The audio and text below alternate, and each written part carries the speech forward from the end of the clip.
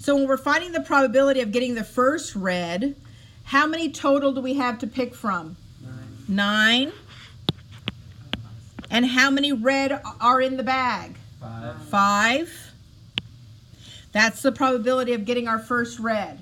So I put my hand in the bag and I get my first red and I'm very happy, okay? But it says it's with replacement. That means what do I do with that red marble? Put it back in. And then I have the same probability of picking it again because it's in there for the picking. Dice are like that, because when you get a 4, that 4 doesn't fall off the dice, right? So it's still available for the next run. So dice are never without replacement because unless you, I don't know how you would do that. All right, so now you're going to multiply and it's 25 over 49. That's the probability of picking 2 red. Sorry, that's 25 over 81. 9 times 9 is 81. Where'd you get 49? We have 7 dimes and 9 pennies.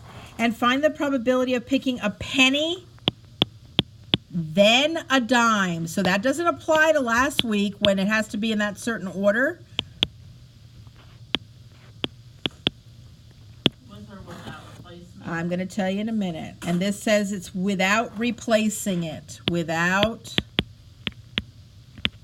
replacement, which makes sense because we just did one with replacement. And I'm doing 2 examples, right? So, what's the probability of getting that penny? 9 over 16. 9 over 16. And what's the probability of getting that dime after that when you don't put the penny back? 7 over 15. And when you multiply those together, you get 21 over 80.